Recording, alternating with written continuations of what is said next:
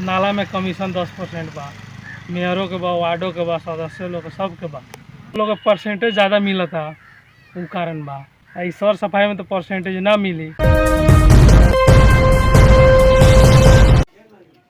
नमस्कार, कार्यक्रम सुशासन में आज हामी कुरा गर्छौं स्थानीय सरकार सञ्चालन भएदेखि सबभन्दा बढी विकास भनेको रोड र नलामा भएको हामीले अनुभव गरिरहेको र प्रत्यक्ष रूपमा पनि हामी आफ्नो गाउँघरमा देखिरहेका छौं। तर त्यही रोड सरसफाइको अभावमा भोटुवाहरूलाई हिँडडुल गर्न गाह्रो भइरहेको छ।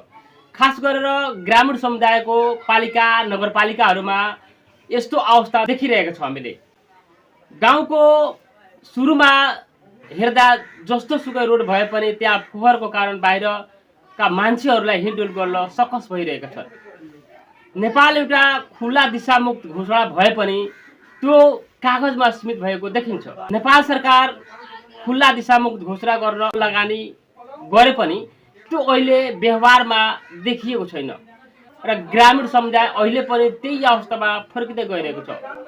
किन त स्थानीय सरकारले सबभन्दा बढी रोड र नलामा मात्र बजेट विनियोजन गर्छ, सरसफाइको योजनाहरूलाई प्राथमिकतामा राख्दैन। सरसफाइप्रति स्थानीय सरकारहरू मौन देखिएका छन्। यसै सन्दर्भमा आज हामी केही स्थानीयसँग कुराकानी गरेका छौँ। वास्तवमा सरसफाइका योजनाहरू किन प्राथमिकतामा पर्दैन? नाला में कमीशन 10% बा, मेयरों के बा, वार्डों के बा, सदस्य लोग के सब के बा। लोग के परसेंटेज ज़्यादा मिलता, उ कारण बा। ई सर सफाई में तो परसेंटेज ना मिली। नाला में कमीशन 10% बा, मेयरों के बा, वार्डों के बा, सदस्य लोग के सब के बा। वही के चलते ठीक आदमी ना कही सर सफाई करे के तो ऊपर के कहाँ से? ऊपर से तो खाली लूट पीट के बा जी, पहले अपन पेट ओकर बाद में कुछ हो। सब कुछ में कमीशन मिली, सर सफाई में कमीशन तो ना मिली।